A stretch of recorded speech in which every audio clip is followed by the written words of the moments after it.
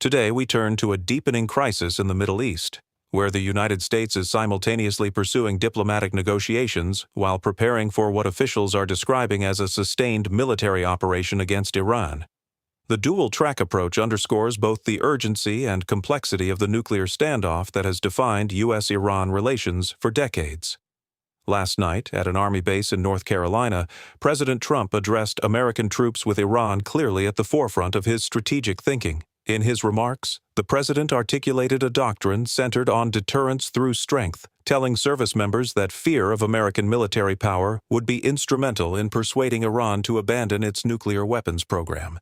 Sometimes you have to have fear because that's the only thing that really will get the situation taken care of, the president stated. This framing represents a deliberate psychological component of the administration's pressure campaign, projecting resolve and capability to influence Tehran's strategic calculations. To reinforce that message with tangible military capability, the administration is deploying a second aircraft carrier to the Middle East region. The USS Gerald R. Ford is currently sailing from the Caribbean, where it most recently participated in operations connected to the capture of Venezuelan President Maduro. The carrier's deployment timeline is significant. It could take several weeks for the Ford to arrive in the operational theater, but once positioned, it will represent a substantial increase in American strike capability in the region. This deployment is not being characterized as a temporary show of force. Trump administration officials have explicitly stated that the United States is preparing for a sustained military operation. This language is noteworthy. It suggests planning beyond a limited strike scenario and indicates readiness for a potentially prolonged engagement should military action become necessary. When directly asked whether regime change in Iran is his objective, President Trump provided an answer that, while somewhat circumspect, leaned heavily in that direction. "Well, it seems like that would be the best thing that could happen," he responded. The president then framed the issue in historical terms. For 47 years, they've been talking and talking and talking. In the meantime, we've lost a lot of lives while they talk. He continued by emphasizing the military assets being positioned. Meantime, we have tremendous power has arrived and additional power, as you know, and other carriers going out shortly. So we'll see if we could get it settled for once and for all. That'll be good. The phrase once and for all suggests the administration is seeking a definitive resolution to the Iranian nuclear challenge rather than another temporary arrangement or incremental agreement. To understand the potential scope of military action being contemplated, it is useful to examine what has already occurred and how current planning differs. Last June, U.S. stealth bombers flew from Missouri to attack Iranian nuclear sites, a mission that demonstrated both America's global reach and its precision strike capabilities against specific nuclear infrastructure. However, the planning for another possible strike is reportedly more complex and comprehensive. According to sources familiar with the military preparations, the target set under consideration is wider, encompassing not only nuclear facilities but also state and security targets.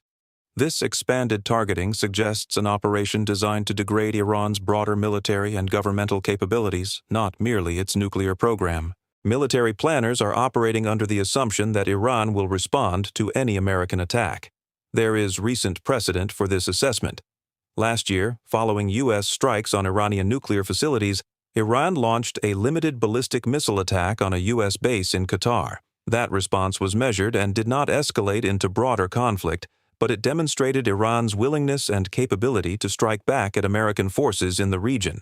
This time, U.S. military officials are preparing for more significant retaliation. The positioning of two carrier strike groups, along with additional assets, serves dual purposes, providing offensive strike capability and establishing defensive posture to protect American forces and interests from Iranian countermeasures. Despite these extensive military preparations, administration officials continue to emphasize that they hope force will not ultimately be required. This maintains diplomatic space for negotiation while ensuring military readiness should diplomacy fail. Israel, America's closest Middle Eastern ally and the nation most directly threatened by Iranian nuclear ambitions, has been actively engaged in shaping the parameters of any potential agreement. This week, Israeli Prime Minister Benjamin Netanyahu spoke with President Trump and made clear that from Israel's perspective, any deal with Iran must address issues beyond the nuclear program itself. Netanyahu articulated Israel's position explicitly. "I said that if a deal is indeed reached, it must include the elements that are very important from Israel's perspective. And I believe not just Israel's, it's not just the nuclear issue, it's also ballistic missiles and Iran's proxies." That was the substance of the conversation. This statement identifies three core Israeli concerns: Iran's nuclear program, its ballistic missile capabilities, and its support for armed groups throughout the region, what are commonly referred to as Iranian proxy forces. From Israel's strategic viewpoint, a deal that addresses only the nuclear question while leaving Iran's missile arsenal and regional militant networks intact would be inadequate.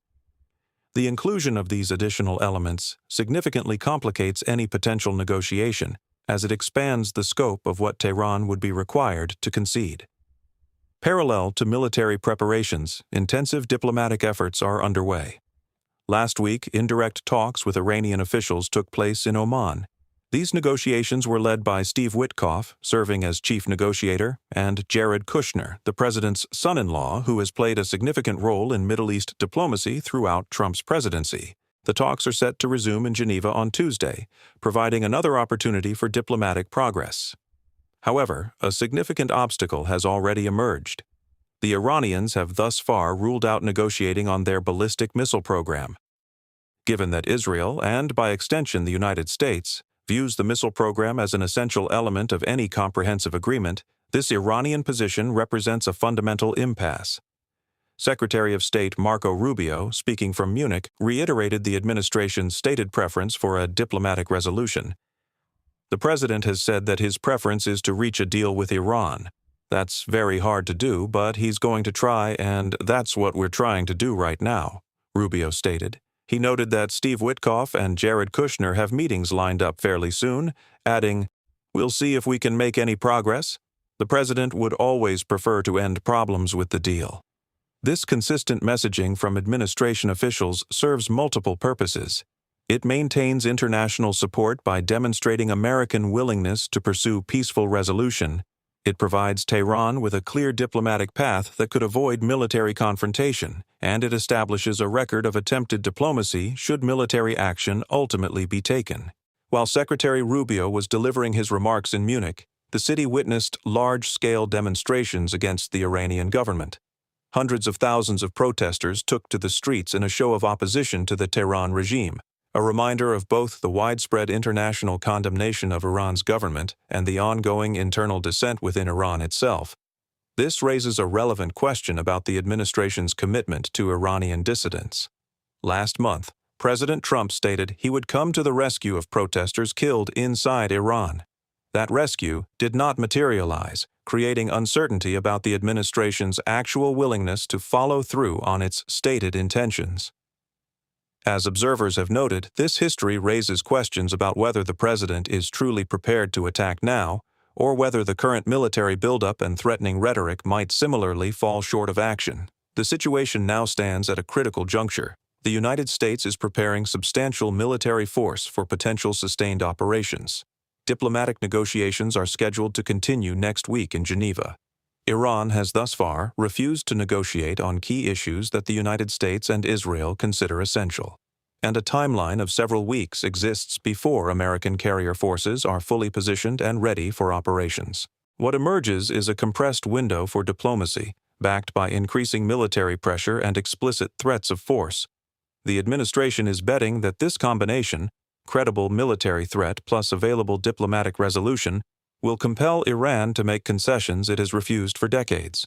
The Trump administration's approach represents maximum pressure applied simultaneously through multiple channels: economic sanctions that remain in place, diplomatic negotiations with clear demands, overwhelming military force being positioned within striking distance, and public rhetoric designed to project resolve while leaving room for face-saving compromise.